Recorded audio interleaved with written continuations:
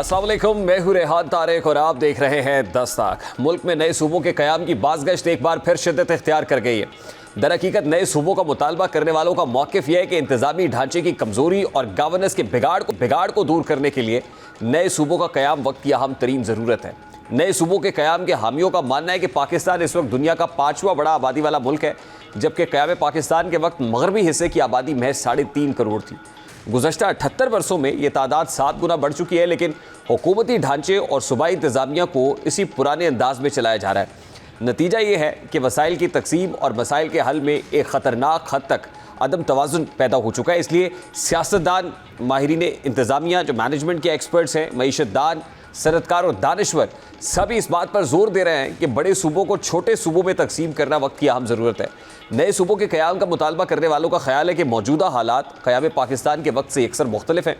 बढ़ती हुई आबादी ने ऐसे मसाइल को जन्म दिया है जिनका हल सिर्फ मज़ीद सूबे बनाने से ही मुमकिन दिखाई देता है। नए सूबों के क़याम का मुतालबा करने वालों का ख्याल है कि 18वीं तरमीम के बाद सूबों को माली और इंतज़ामी खुद मुख्तारी हासिल है और NFC अवार्ड के तहत उन्हें वसाइल का बड़ा हिस्सा मिलता है, लेकिन इन वसाइल का फ़ायदा सिर्फ बड़े शहरों और दारुल हुकूमतों तक महदूद रहता है, जबकि पसमानदा और दूर दराज इलाके आज भी तरक्की की दौड़ में बहुत पीछे हैं। ऐसे में जब तक सूबों को मज़ीद छोटे इंतज़ामी यूनिट्स में तकसीम नहीं किया जाएगा, वसाइल के दुरुस्त और मुनसिफाना इस्तेमाल को यकीनी बनाना मुमकिन नहीं होगा। नए सूबों का मुतालबा इसलिए भी अहम तसव्वुर किया जा रहा है क्योंकि सूबे मईशत के धड़कते दिल की नुमाइंदगी करते हैं। जब सूबे छोटे होंगे तो सरमायाकारी के लिए माहौल ज़्यादा साजगार होगा और मसाइल के फौरी हल में सहूलत मिलेगी, और ये सब बराह रास्त कौमी मईशत के इस्तेहकाम का बाइस बनेगा। इसलिए कहा जा रहा है कि नए सूबों की तश्कील ना सिर्फ अवामी फलाह बल्कि मुल्क की तरक्की और मजबूत गवर्नेंस के लिए भी नागुज़ीर हो चुकी है। और अब वाकिफ़ान हाल ये कहते हैं कि नए सूबे बनाने की जो बात हो रही है उस पर फौरी तौर पर तो नहीं अमल होगा। इसमें ज़ाहिर है बहुत सारी रुकावटें भी हायल हो सकती है। ये एक तजवीज़ है, लेकिन वाकिफ़ान हाल ये कहते हैं बैकड्रॉप में इस पर काम भी हो रहा है और कहीं 27th कॉन्स्टिट्यूशनल अमेंडमेंट के अंदर NFC अवार्ड से मुतालिक भी चीज़ों को, यानी 18th अमेंडमेंट के अंदर जो कुछ हुआ उसको कहीं ना कहीं रोल बैक करने के हवाले से जो NFC अवार्ड वाला मामला है, ताकि वफाक को उसका शेयर मिल सके, इस पर भी बाकायदा प्लान चल रहा है। लेकिन क्या पर्टिकुलरली जो बड़ी पॉलिटिकल पार्टीज़ हैं, जो हुक्मरान जमातें हैं, क्या उनको काबिल कबूल होगा, पॉलिटिकल स्टेक होल्डर्स को काबिल कबूल होगा, पॉलिटिकल विल होगी नहीं होगी? इस वक्त सीनियर सियासतदान मोहम्मद अली दुरानी साहब ने हमें ज्वाइन किया है, उनसे बात करेंगे। अस्सलाम वालेकुम दुरानी साहब, बहुत बहुत शुक्रिया आपके वक्त के लिए।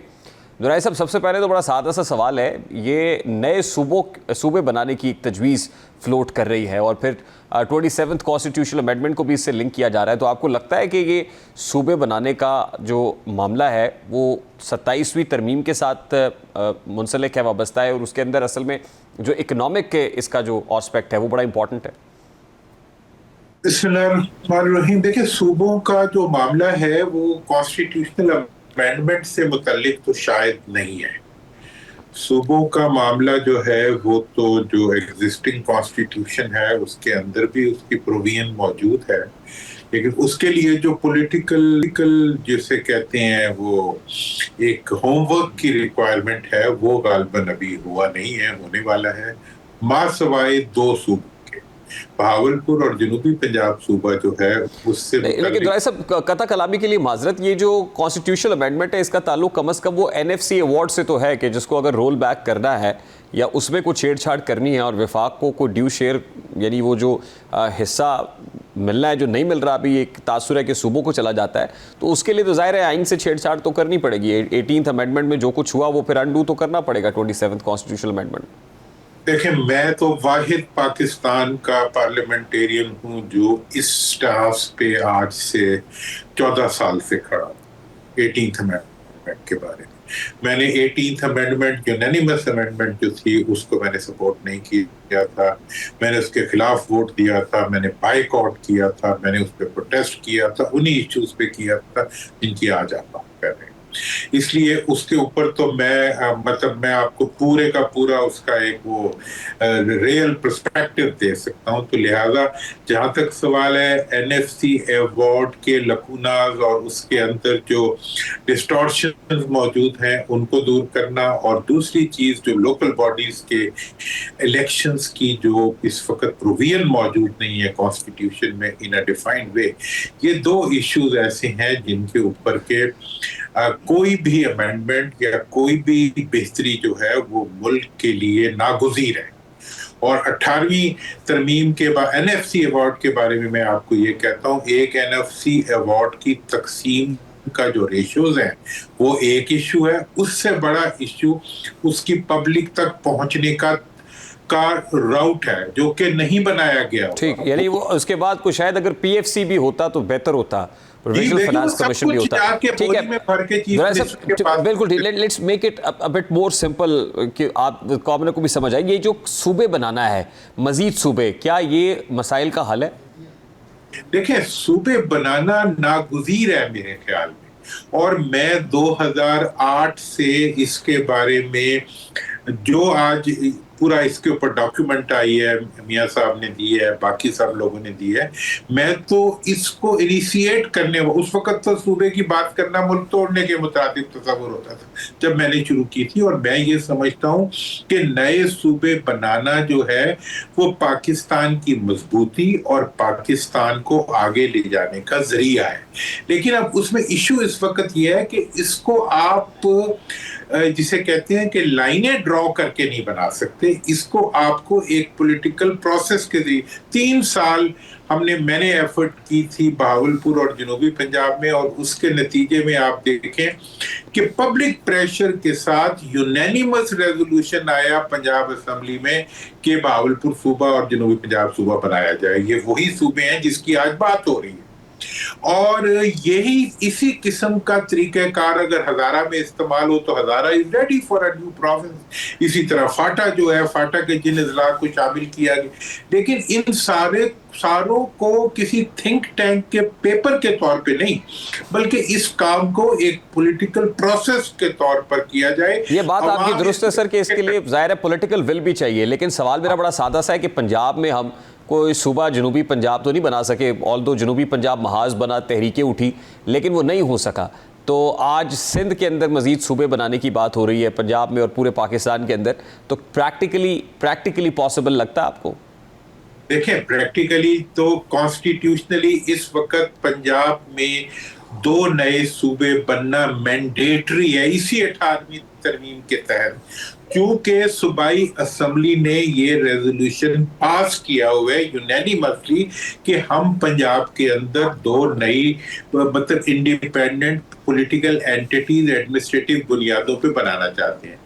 ये चीज जब मौजूद है, इस पे अमल दरामद रोका हुआ है आपके सियासी वडेरों ने, जो कि नहीं चाहते कि पाकिस्तान के अंदर ऐसे इक़दाम उठाए जाएं जिनके नतीजे में गवर्नेंस जो है वो आम आदमी के करीब पहुंच जाए, उसकी मुश्किलात जो हैं कम हो जाएं, जो ब्यूरोक्रेटिक बर्डन है वो कम हो जाए। सर, फिर अब अमल दरामद कौन कराएगा? देखें जी, अमल दरामद तो इसका बड़ा सिंपल है। देखें, आज अगर सूबा पंजाब अगर रेफरेंडम का ऐलान कर दिया जाए जनूबी पंजाब और बहावलपुर में, तो आपको रिजल्ट मिल जाएगा। 99% लोग उसके हक में आज करा ले। दूसरी बात यह है कि अगर इसकी मूवमेंट जिस घड़ी, मैं समझता हूँ कुछ लोगों ने शऊर का मुजाहरा किया है कि इस वक्त उन्होंने इस इशू को उठाया है, अगर इस इशू को कुछ बाशऊर लोग इकट्ठे मिलकर इसको उठा दें तो अवाम तो उनसे आगे आगे भाग रहे होंगे इस मुतालबे के लिए। यही एक इक़दाम है जिसको उठा के मैंने अकेले बंदे ने उठाया था और पूरे इलाके के अवाम ने सपोर्ट किया, सियासतदानों को पीछे हटना पड़ा। फिर जब इन दोनों पार्टियों की हुकूमत आ गई मरकज में और उधर, तो उन्होंने फिर चक्करबाजी करके, मतलब जिसे कहते हैं ना पॉलिटिकल गिमिक्री के जरिए जो है इन्होंने रुकवा दिया। दुरानी साहब, एक और बड़ा सादा सा सवाल है सर, जो बड़ी पॉलिटिकल पार्टीज है इस वक्त पंजाब के अंदर, इस वक्त पाकिस्तान मुस्लिम लीग नून है, पीपल्स पार्टी सिंध में है, ये बड़ी पॉलिटिकल पार्टीज क्या ये चाहेंगी कि पंजाब में अगर कोई तख्ते पंजाब है तो तख्ते पंजाब का बंटवारा हो जाए, या वहाँ पर सिंध है तो सिंध की जो वहाँ उसका भी बंटवारा हो जाए? ये बड़ा सादा सा सवाल है, आप अपने दिल पे हाथ रख के बताएं, कुछ आएगा? दिल पे भी हाथ रख के, दिमाग पे हाथ रख के और आंखें खोल के आपको बता रहा हूँ कि ये जान लड़ा देंगे इसको रुकवाने के लिए, क्योंकि इनकी एक्सप्लॉयटेशन इसके जरिए खत्म होती है। इन्हें जब पहले इनसे ये करारदाद करवाई थी, मुझे पता है गर्दन पे अंगूठा रख के करवाई गई। तो सर फिर ये तो मेरा सवाल है कि फिर अमल दरामद कौन कराएगा? आप किसने ये फैसला कर लिया कि सूबे बनेंगे? देखिए जी, सूबे का फैसला तो मेरा तो ख्याल है कि अगर इसको हकीकी मानों में देखें तो ये अवाम का फैसला है, अवाम की रिक्वायरमेंट है। अगर इसमें एस्टैब्लिशमेंट शामिल है तो मैं समझता हूं कि उन्होंने ये वो कदम उठाया है जिस कदम को उठाना उनकी इन लोगों को इक़्तिदार में लाने के बजाय अगर पहले दिन ये काम किया होता तो आज ये लोग भी अपनी जगह पे होते और मुल्क भी अपनी जगह पे होता। And now if they are very much strict and serious about it, और उस पे ये दोनों बड़ी पॉलिटिकल पार्टीज या कोई हुकूमतें अगर वो आड़े आती हैं तो फिर they will have to face the music, आप ये कह रहे हैं? जी बिल्कुल। मैं तो ये बता रहा हूं कि अगर इसको मैं तो वेट कर रहा था कि कोई उठे, अगर मुझे मौका मिले मैं इनका जीना धोबर कर दूं इन इलाकों के अंदर। मैं तो रियली बता रहा हूं आपको कि ये लोग क्या समझते हैं अपने आप को कि अवाम की विल के अगेंस्ट, अवाम की रिक्वायरमेंट्स के अगेंस्ट, मुल्क की जरूरत के अगेंस्ट इन्होंने अपनी जो है फिफ्टम्स, खानदानी फिफ्टम्स बनाई हुई है और ये ना किसी को सांस लेने देते हैं और ना किसी को कुछ करने देते हैं। तो ये जो इनका सारा रवैया है, ये रवैया इन्होंने इम्पोज किया हुआ है अवाम के ऊपर। तो ये इसका तो मैं आज आपको बता रहा हूं कि मैं आज जाके बावलपुर में खड़ा हो जाऊं, पूरा बावलपुर निकल आएगा। हम कहते हैं जी मुल्क का मफाद आ जाता है, जी मुल्क में अमनो अमान का मफाद आ जाता है और फिर डिस्टॉर्शंस इनकी तरफ से आ जाती है, एस्टैब्लिशमेंट इनके पीछे से हट जाए। मैं देखता हूं कि पुलिस भी इनके साथ नहीं खड़ी हुई। ये तो जो कुछ करते हैं एस्टैब्लिशमेंट के जोर पे करते हैं। आज इस मामले में एस्टैब्लिशमेंट इनके पीछे से हट जाए, मैं खड़ा हूंगा, मैं देखता हूं कौन हमें रोकता है उसमें। अवाम तो साथ है इस इशू के ऊपर और मैं इस चीज का आर्किटेक्ट हूं और मुझे पता है जो बातें कल की हैं मियां आमिर ने की हैं जो बिल्कुल 100% सही उनका मौकफ है। और देखिए उसका प्रोसेसिंग मैं समझता हूं कि पॉलिटिकल होनी चाहिए। उस पे अवाम को ये नहीं बताना चाहिए कि जी किसी वर्दी वाले ने या किसी पुलिस वाले ने या किसी ने ये फैसला किया है। उनको ये एहसास होना चाहिए कि ये उनका अपना फैसला है। जब ये उनका अपना फैसला होगा तो कोई भी इसको नहीं रोक सकेगा। मैं आपको जेन्युइनली बता रहा हूं, अवाम इतने तक आपको ये बताऊं कि बहावलपुर और राजनपुर से चलने वाला एक फर्द जब लाहौर आता है और यहाँ आके अपने पेंशन के कागजात बनाता है, वो दिवालिया हो जाता है। सर लास्टली वेरी क्विकली फिर हम आने वाले चंद दिनों में कोई मेजर चेंजेस एक्सपेक्ट करें? देखिए चेंजेस जहां तक ताल्लुक है ना, इस वक्त एक नया पेज बन गया है, सेम पेज। इस वक्त वो सेम पेज है पीपल्स पार्टी और नून का, और ये सेम पेज जो है इस वक्त एस्टैब्लिशमेंट के मुकाबले में इन्होंने अपना नवा सेम पेज बना, ठीक है। अब ये है कि अब मतलब एस्टैब्लिशमेंट को इनका म्यूजिक फेस करना पड़ेगा या इनके साथ वो इनको फेस करना पड़ेगा या इनका म्यूजिक फेस करना पड़ेगा। एस्टैब्लिशमेंट को करना पड़ेगा या इन्हें एस्टैब्लिशमेंट की तरफ से फेस करना पड़ेगा? सर ये आप देखें, ये तो जोर की बात है। ये बड़े फनकार है, ठीक है जी। इन्होंने पिन तो लगा दी थी जब अमेंडमेंट कर रहे थे, अपने हाथ में रख ली थी पिन निकाल के, वो अभी भी रखी हुई है इन्होंने। और ये टाइम गुजारने के माहिर है, हमेशा इन्होंने यूं ही किया कि इन्होंने जो अमेंडमेंट की थी 26वीं अमेंडमेंट थी, हाँ, तो उसमें इन्होंने पिन अपने पास रख ली थी, ठीक है ना जी, और अमेंडमेंट कर दी थी। अब ये तो इनका देखें माइंड गेम्स तो इन पे खत्म है ना सर। फिर ये जो सफ़े वाले मामलात होते हैं बड़े डेलिकेट होते हैं और इन डेलिकेट मामलात में सफ़ा फट भी जाता होता है सर। तो बिल्कुल फटता होता है और कई दफा फट चुका है। और मैं ये बता दूं कि इस वक्त जो नया सफा बनाया गया है वो के वो बड़े शाखे नाजुक पे बना हुआ है, लेकिन उसके नीचे इनके मफादात हैं और उससे बड़ा इनका माल है और उससे बड़ा इनकी एबिलिटी टू एक्सप्लॉइट पब्लिक है और उससे बड़ी इन्होंने ब्यूरोक्रेसी को अपने साथ बड़ा अच्छी ठीक है। मोहम्मद अली दुरानी साहब बहुत बहुत शुक्रिया आपके वक्त के लिए। अभी एक ब्रेक लेंगे और ब्रेक के बाद जब वापस आएंगे तो पाकिस्तान तहरीक इंसाफ के रहनुमा नईम हैदर पिछौता साहब ज्वाइन करेंगे। इस ब्रेक के बाद हमारे साथ रहिए।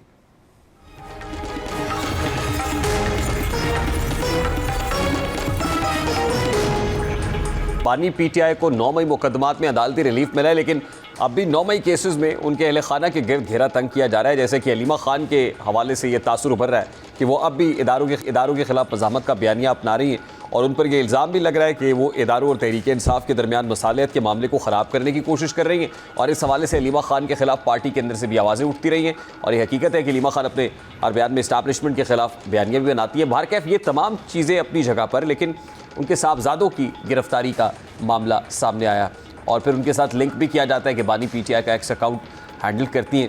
इसके ऊपर बहुत सारे सवालात उठे कि इतने अरसे के बाद ये गिरफ्तारी, और अगर 9 मई के हवाले से ही हुआ है तो फिर इतना डिले क्यों है? बाहर कैफ अब पाकिस्तान तहरीक-ए-इंसाफ इस मामले को किस तरीके से देख रही है और क्या पीटीआई इसको कैपिटलाइज कर रही है इस मामले को, इस पर बात करेंगे। नईम हैदर पिजौता साहब पाकिस्तान तहरीक-ए-इंसाफ के रहनुमा में ज्वाइन किया। अस्सलाम वालेकुम पिजौता साहब, बहुत बहुत शुक्रिया आपके वक्त के लिए। पिजौता साहब, at this point in time इस तरह की गिरफ्तारियां तो मेरा ख्याल है पाकिस्तान तहरीक-ए-इंसाफ के लिए पॉलिटिकल सिंपैथीज को बढ़ा देती। बहुत शुक्रिया बड़ी नवाज, बड़ी मेहरबानी जी। देखें जी, पाकिस्तान तहरीक इंसाफ जिसके चेयरमैन हैं इमरान अहमद खान न्याजी साहब, उन्होंने इस जमात का जो आगाज़ किया वो यही था कि हम पाकिस्तान के अंदर इंसाफ चाहते हैं। अब जिस माशरे के अंदर, जिस मुल्क के अंदर इंसाफ नहीं होता, अखलाकियात नहीं होती, वो माशरा तरक्की नहीं कर सकता। पाकिस्तान में ना इस वक्त रूल ऑफ लॉ है और ना ही अखलाकियात हैं, और उसकी मिसालें आपके सामने हैं कि जो कुछ हो रहा है। तो हमारी जदोजहद है और उस जदोजहद के अंदर गिरफ्तारियां जो की जा रही हैं ये लाकानूनियत है। कहीं जंगल में भी ऐसा कानून नहीं होता जो पाकिस्तान के अंदर सूरत हाल। अब शाहरोज की बात की जाए तो शाहरोज 9 मई वाले दिन जो है वो ना लाहौर थे, ना इस्लामाबाद थे, ना ही जो है वो कहीं कराची थे या किसी और जगह जहाँ ये केसेस बनाए गए, बल्कि वो उस दिन चित्राल थे। तो उनके ऊपर जिस तरह रात को रेड करके उन्हें उठाया गया है, घर में जिस तरह वहाँ जो मौजूद था स्टाफ, उस पर तशद्दुद किया गया, फैमिली को हरासा किया गया और नाकाबपोश सादा कपड़ों में मलबूस अफराद आए, बगैर वारंट्स के ले गए। रात तक तो पता ही नहीं था, और सुबह जब पेश किया जाता है तो अदालत को देखना चाहिए था कि 2 साल के बाद ये जितने सबूत पेश किए गए ये फैब्रिकेटेड हैं। तो लिहाजा अदालत ने बिल्कुल नाइंसाफी की है। 8 दिन का फिजिकल रिमांड देकर उनके खिलाफ कोई ऐसी एविडेंस नहीं थी, वो ना मौके पे मौजूद थे, ना उनका कोई किसी किस्म का पॉलिटिकल कोई तल्लक है किसी मामले के साथ। आपको क्या लगता है अलीमा खान साहिबा के बेटों की गिरफ्तारी, ये टारगेट अलीमा खान को किया गया है, और अगर किया गया है तो क्यों किया गया है? At this point in time Aleema Khan क्या कर रही है? देखिए, इमरान खान को और उनकी जमात को और उनकी फैमिली को, उनकी एहलिया को, उनके भांजों को, उनकी बहनों को, तमाम को टारगेट किया गया है। और ये जो टारगेट है इसमें उस हर बंदा उस जद के अंदर आता है जो इमरान खान के साथ जुड़ा है, चाहे वो 9 मई के बाद जुड़ा हो, चाहे वो 9 मई के दिन के ऊपर पाकिस्तान से बाहर बैठा हो, चाहे उसने कहीं आकर कोई पोस्ट की हो, कोई सहाफी हो, कोई भी हो। तो जो इमरान खान की बात करता है उसको धर लिया जाता है किसी न किसी मुकदमे के अंदर या 9 मई के अंदर। वैसे फ्रैंकली स्पीकिंग नईम साहब, इन गिरफ्तारियों का तो फायदा नहीं हो रहा पाकिस्तान तहरीक-ए-इंसाफ को, कम से कम इस मौके के ऊपर? देखिए, हम कानून की बालादस्ती की खातिर जंग लड़ रहे हैं। हमें कोई यहाँ सियासी स्टंट नहीं चाहिए कि हमारी गिरफ्तारी हुई है तो उससे हमें कोई फायदा हो रहा है। हम चाहते हैं कि पाकिस्तान में निज़ाम इंसाफ हो। तो अब उस प्रोसेस के अंदर अगर गिरफ्तारी हुई है तो हम कोई भागने वाले तो नहीं है, हम कोई पीछे हटने वाले तो नहीं है। आज मैं 2 मुकदमात के अंदर पेश हुआ, कोई कहे कि ये तुम्हारा बड़ा कैरियर बन गया, तुम्हारे ऊपर मुकदमात बन गए, तो भाई आप भी अपने ऊपर झूठे मुकदमात बनाए ना, आपके ऊपर भी दर्ज हो। नवाज शरीफ साहब को भी पकड़े, शहबाज शरीफ साहब को, जिन्होंने मुल्क लूटा, दौलत लूटी, पैसा बनाया, आज उन्हें इक़्तिदार के अंदर बैठा दिया गया।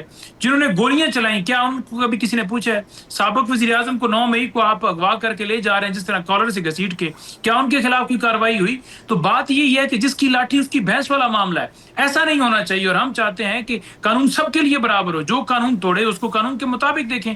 ये क्या तरीका है कि आप उठा के मिलिट्री कस्टडी में दे दें, सुप्रीम कोर्ट कहे कि आप मिलिट्री ट्रायल नहीं कर सकते, आप फिर भी उस पर अमल ना करें, जब सुप्रीम कोर्ट दोबारा कहे कि आप मिलिट्री ट्रायल कर सकते हैं और 40 दिन का टाइम है, आपने अपील का हक देना है, आप मिलिट्री ट्रायल करके सजा भी देते और अपील का वैसे इदारों और पीटीआई के दरमियान फासला बढ़ नहीं रहा इस तरीके से?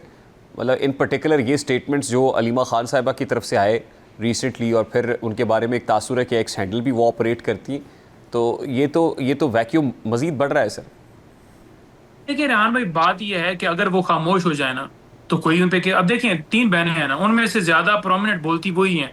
अब दूसरी के हवाले से तो कोई ऐसी बात नहीं की गई। यही वजह है कि चाहे वो बहनें हों या चाहे कोई और कजन उठ के आगे बात करना शुरू कर दे, हर उस शख्स को टारगेट किया जाएगा जो इमरान खान साहब के साथ मनसूब होगा। अब उनका कसूर यह है कि वो इमरान खान का पैगाम बाहर लेकर आती हैं, दूसरा उनकी बहनें हैं। अब बीबी का क्या कसूर है? आपने देखा कि जिस तरह इद्दत केस बनाया, खत्म हुआ, फिर दूसरे केस में गिरफ्तारी डाल दी। अब अगर अलकादर होगा तो फिर किसी और, अब 9 मई के अंदर भी उनके ऊपर मुकदमा बना दिए। वो तो जज ने बड़ा दिलेरी से फैसला किया और उनकी जमानतें भी कंफर्म कर दी, डिस्चार्ज कर दिया, लेकिन पॉलिटिकल विक्टिमाइजेशन जो है वो जारी है। एक शख्स जो वहां गुजर रहा था, जो अपनी बहन को लेने के लिए स्कूल गया हुआ था, उसके ऊपर मुकदमा दर्ज कर दिया गया कि ये इसकी भी जियो फेंसिंग के अंदर इसका नाम आया। अरशद जो खान साहब का गनमैन है वो यहाँ मौजूद था हमारे साथ 9 मई को हाई कोर्ट में, उसको भी 10 साल सजा दे दी गई है। और कई ऐसे लोग जो इश्तिहारी हो गए, जिन्होंने जो है वो उस ट्रायल का हिस्सा पहले बने हुए थे और बाद में जो है एंड के ऊपर वो चले गए, लेकिन उनको भी सजा दे दी कि हालांकि कानून में यही है कि जो मौजूद होगा, जो अदालत के सामने पेश किए होगा, जो पी हो जाएगा उसको नहीं होगी, लेकिन दे दी गई सजा, क्योंकि लिखे लिखाए फैसले आते हैं, वो आपके सामने सारे सबूत हैं। अच्छा, लास्टली सलमान सफदर साहब ये कह रहे थे ना कि 15 मिनट की दूरी पे है मानी पीटीआई की रिलीज़, तो अलकादर ट्रस्ट केस मुतालिक भी अब ये बात सामने आ रही कि वो जो उसकी हेयरिंग है वो अगले साल होगी, आइंदा साल होगी, तो अभी तो इसका मतलब है दिल्ली दूरस्त। देखिए रेहान भाई, बात यह है कि जहाँ बरीत की बात हुई ना, शाह महमूद कुरैशी साहब ने अपनी वो दरखास्तें वहां पर दी, तो उनकी डेट जो है अगली 28 को रख दी गई। आपको याद होगा कि नवाज शरीफ साहब ने जब आना था, तो यहाँ बैठे हुए लोग जो यहाँ उन्होंने अप्लाई किया, उनकी अपीलें भी एक्सेप्ट हो गई, उनको बेल भी मिल गई, उनकी एक आध दिन के अंदर बरीत भी होगी, डिस्क्वालिफिकेशन भी खत्म हो गई, उन्होंने इलेक्शन भी लड़ लिया, हार गए डॉक्टर यास्मीन राशिद से, फिर भी उनको जितवा दिया। तो इंसाफ नहीं है पाकिस्तान के अंदर। अलकादर के बाद 7 और मुकदमात है जिनमें खान साहब को जुडिशल किया हुआ है, वो भी पेंडिंग है। अगर उनमें बेल हो जाती है, फिर भी कोई ना कोई किसी मुकदमे में सजा दे देंगे, या तब तक 9 मई के अंदर सजा या तोशाखाना के अंदर दे देंगे। तो इमरान खान को अंदर रखने के लिए हर तरह के हरबे इस्तेमाल किए जा रहे हैं, तमाम मशीनरी को इस्तेमाल किया जा रहा है, जो कि आप करते रहें, लेकिन ये करने से क्या इमरान खान अपने मौकफ से पीछे हट जाए? वो कहते हैं मैं पाकिस्तानियों के लिए लड़ रहा हूं, मैं चाहता हूं कि हमारा मुल्क आजाद हो, मैं चाहता हूं कि हमारे मुल्क में जो कायद-ए-आज़म ने जो ताबीर की थी अल्लामा इकबाल के ख्वाब की, हकीकी मानों में मैं वो चाहता हूं कि वो ताबीर हो। तो उसके लिए वो और उसके साथ पूरी कौम जो है वो बिल्कुल पुरज़्म खड़ी है। ठीक, लास्टली एंड वेरी क्विकली, पिजाता साहब, पॉलिटिकल कमेटी में कोई कंसेंसस डेवलप हो गया है? What is the way forward now? By elections के अंदर क्या करना है? कैंडिडेट्स कौन से उतारने हैं? और फिर ऑपोजिशन लीडर के हवाले से भी रिजर्वेशंस और कंसर्न्स का इजहार किया जा रहा था, तो ये कंसेंसस डेवलप कर लिया पॉलिटिकल कमेटी ने? देखिए, अपोजिशन लीडरान का जो मुकदमा है अभी स्टिल पेंडिंग है। बाकी खान साहब ने नाम भेजे थे, वो पॉलिटिकल कमेटी में उस पर बहस हुई है। तो अभी हमारे केसेस जो हैं अल्तबा का शिकार हैं। नंबर 2 बात यह है कि इमरान खान साहब ने जो इलेक्शंस हैं उनके हवाले से यही कहा कि आप legal committee, core committee, political committee आप वहाँ डिस्कस कर लीजिए जो हमारी बहस हो रही है, और उसमें जाकर हिस्सा लेने की तरफ जो है वो आपके सामने फैसला आ जाएगा। बाकी जो है हम पॉलिटिकल जमात हैं और उसमें मुशावरत के साथ तमाम चीज़ें होती हैं, कोई चीज़ हतमी नहीं होती, कोई पॉलिटिकल स्ट्रेटजी खास तौर पर। तो इसलिए हमारी मुशावरत जारी है और उसमें ज़्यादा राय लोगों की यही है कि हम इस प्रोसेस का हिस्सा बने, कम से कम इनको एक्सपोज करें। जी बहुत बहुत शुक्रिया नईम हैदर पिजाता साहब, पाकिस्तान तहरीक इंसाफ के रात मौजूद थे। अभी एक ब्रेक लेते हैं, ब्रेक के बाद वापस आएंगे। एक अहम स्टोरी शेयर करेंगे इस ब्रेक के बाद, हमारे साथ रहिए।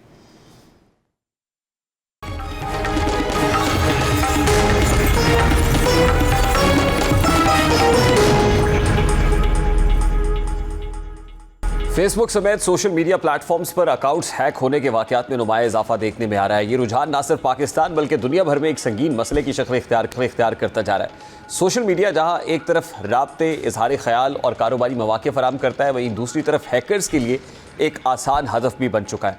खुसूसन फेसबुक, जिसकी दुनिया भर में अरबों सारिफीन है, हैकर्स के लिए सबसे ज़्यादा पुरकशिश प्लेटफॉर्म है, क्योंकि यहाँ लोगों की ज़ाती मालूमात, कॉन्टेक्स्ट, तस्वीर और पेशा वराना रवाबित सब कुछ दस्तियाब होती। फोर्ब्स की एक रिपोर्ट के मुताबिक हैकर्स जब किसी सारिफ का लॉगिन डेटा या ज़ाती मालूमात हासिल कर लेते हैं तो वो सबसे पहले अकाउंट पर कब्जा जमाने की कोशिश करते हैं। इस अमल में सारिफ को फ़ौरन लॉग आउट कर दिया जाता है ताकि वो अपने अकाउंट तक दोबारा एक्सेस हासिल ना कर सके। इसके बाद हैकर्स अपनी कार्रवाई शुरू करते हैं, जिसमें जाली पैगामात भेजकर दोस्तों और अहले खाना को धोखा देना, ब्लैकमेलिंग करना या माली फ्रॉड शामिल होता है। अगर सारिफ ने वही पासवर्ड अपनी ईमेल या बैंक अकाउंट पर भी इस्तेमाल कर रखा हो तो ये सूरत हाल मज़ीद ख़तरनाक हो जाती है, क्योंकि हैकर्स बराह रास्त माली मालूमात तक रसाई हासिल कर सकते हैं।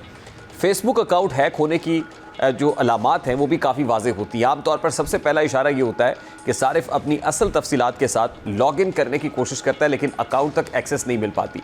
बाज़ औक़ात प्रोफाइल फ़ोटो, ज़ाती मालूमात या लोकेशन में अचानक तब्दीली देखी जाती है जो वाज़े करती है कि किसी और ने सारिफ के अकाउंट तक रसाई हासिल कर ली है।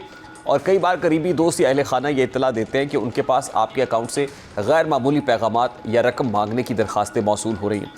कुछ सारिफीन को फेसबुक खुद मशकूक सरगर्मी का नोटिफिकेशन भी भेज देता है, बशर्ते कि उन्होंने सिक्योरिटी अलर्ट्स फॉल किए हों। सवाल ये है कि हैकर्स ये सब कुछ कैसे करते हैं।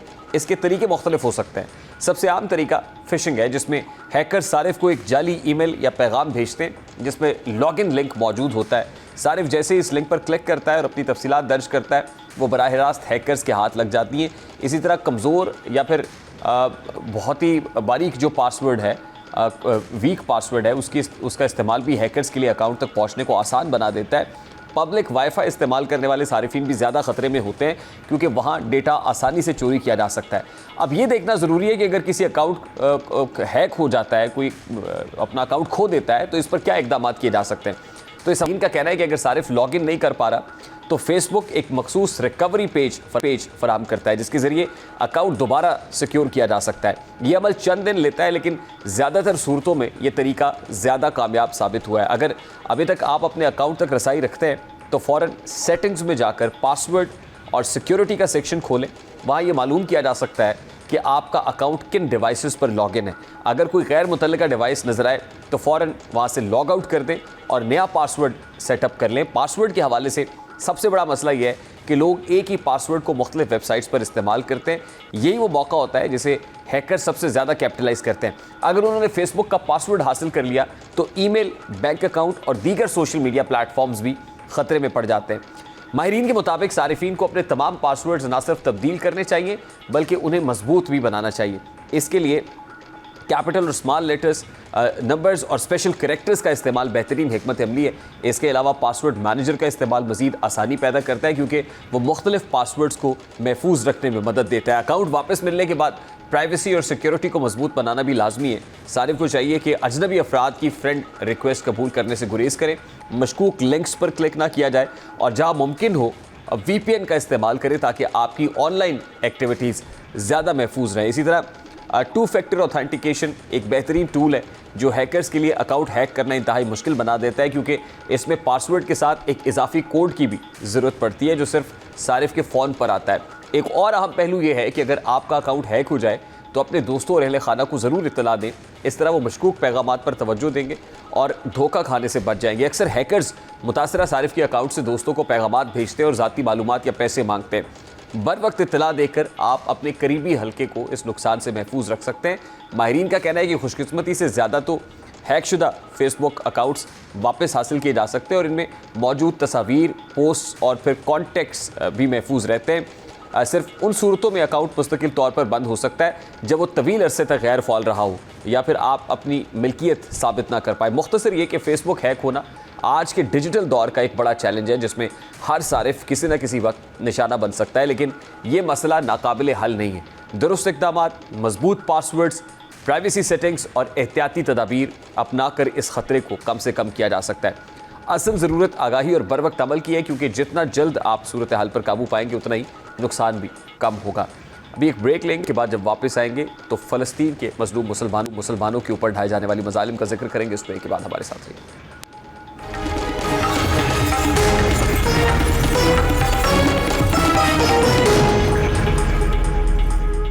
इसराइल की जारहियत ने दहाइयों से फ़लस्तीनी सरजमीन को खून में नहलाया है। मज़लूम फ़लस्तीनी रोज़ाना जुल्म, बमबारी और तबाही के साए तले ज़िंदगी गुजारते हैं लेकिन उनके हौसले अब भी दुनिया के लिए मिसाल हैं।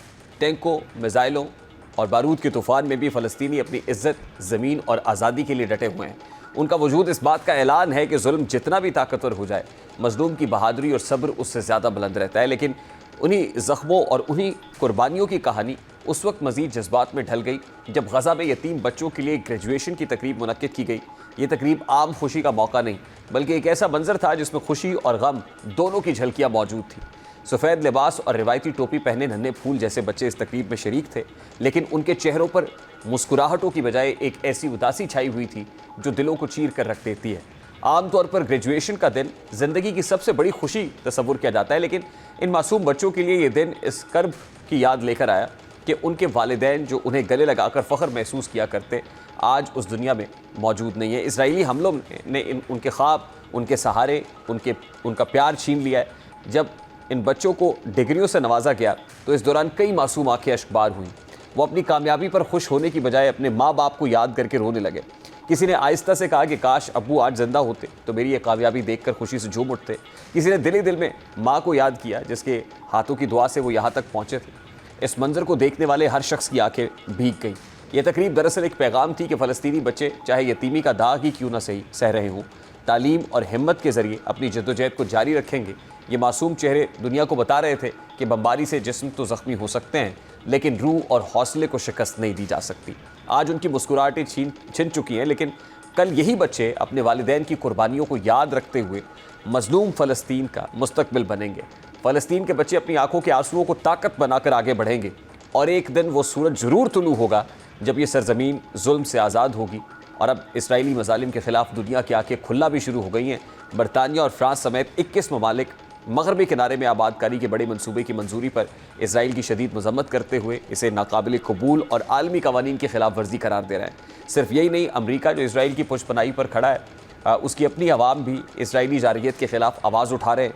जैसा कि पेसोस के सर्वे में बड़ी तादाद में अमरीकी शहरियों ने फ़लस्तीनी रियासत के हक़ में राय दी है। सर्वे के मुताबिक 58% अमरीकियों का मानना है कि अक़वाम मुत्तहिदा के तमाम रुकन ममालिक को फ़लस्तीन को एक रियासत के तौर पर तस्लीम करना चाहिए। यानी फ़लस्तीनियों के हक़ पर होने की गवाही अब दुनिया देने लगी है और यही फ़लस्तीनियों की एक अजीम और बड़ी फ़तह है। प्रोग्राम का वक्त अपने इख्तिताम को पहुँचा। आप सब अगले हफ्ते अपना रखिए ख्याल। अल्लाह हाफ़िज़।